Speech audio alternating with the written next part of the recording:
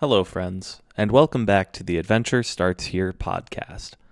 For this week, we played Paradise Killer, a detective murder mystery whodunit where you play as Lady Love Dies, uncovering the murder of several prominent officials on Island Sequence 24, the manufactured paradise of a setting. Unfortunately, if you didn't already see from the thumbnail, the audio file for our discussion of this game got corrupted and we were unable to recover it. So what I have for you is a narration and summary of everyone's opinions on the game. I apologize for the break to our usual format. We've already made some changes so that this doesn't happen again. As a whole, there were a number of things all of us liked about the game.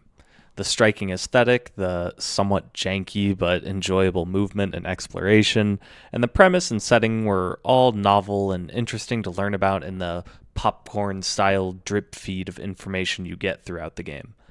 Ben described himself as getting obsessed with the game and was the first of us to complete it, while Thomas and myself struggled to put the game down once the popcorn flow began. But there were some definite dislikes. Jordan, in particular, hated the limited currency used for fast travel. I agreed, stating that if I didn't play it for this podcast, I might uninstall it after getting to the first fast travel point, putting a blood crystal in, and seeing I had to spend another blood crystal to fast travel. Thomas found that to not often be a problem because he enjoyed the exploration and platforming enough that currency was never so limited that he felt punished or disincentivized from using those features. Thomas also pointed out problems in the characters' voices, as in how a character communicates who they are through the game's written dialogue. He made an observation that without the character portraits or voice lines, it would be difficult to distinguish which character was speaking at any given moment. That being said, he enjoyed the narrative and setting quite a bit, comparing it to The Good Place and referencing the almost Lovecraftian style of lore that the game gives to you with its pantheon of gods. Ben, being obsessed with the game, agreed that he loved the setting. But the crux of much of this discussion and subsequent lowering of ratings by Thomas and myself came to the ending. We specifically cited an instance where the authors of the game said there was no true canon ending, in line with what is often repeated in the game regarding creating your own truth. There was a moment of heated discussion where I described that I mass murdered every character but 3, and Thomas pushed back saying the Daybreaks didn't do anything wrong. Thomas described his experience of the ending, only convicting the primary murder subjects in The Witness, the Architect, Yuri, and Akiko. I pushed back by saying the Daybreaks admitted guilt to dropping the crate containing the demon inside the Syndicate chamber.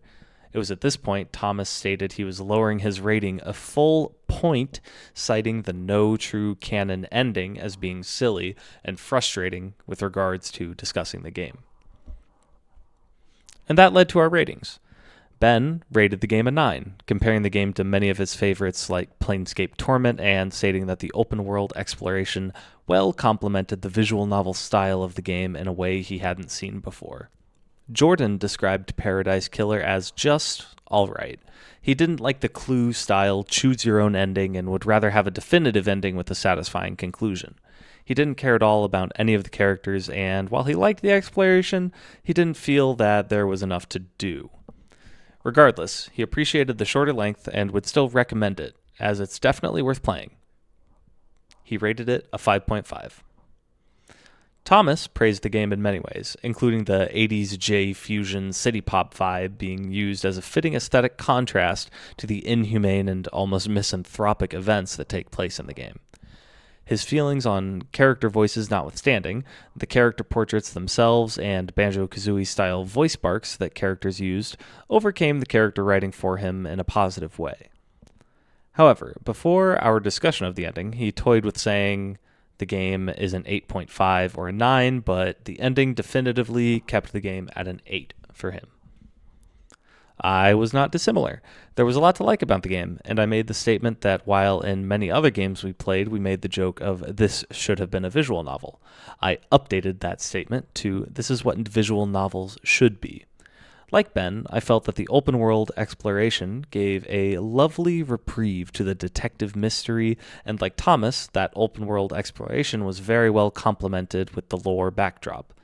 Something that may have pushed this game to a 9 for me was if the game had communicated that exiling characters after the trial was an option. But without that knowledge, and with what the judge said, I was forced to convict and kill the Daybreaks, characters that I liked. So, for that reason, the game became an 8.5. And so that was our discussion of Paradise Killer, our hopefully one and only lost episode where I, in the future, hopefully won't have to create a script like this and read it in the manner that I did. For next week, we'll be playing The Forgotten City, a game that I picked. I have played it before. Jordan has played it before as well, but it will be a new game to Thomas and Ben. So I hope you enjoyed this different format that hopefully we'll never have to do again, and I'll catch you next week. Bye.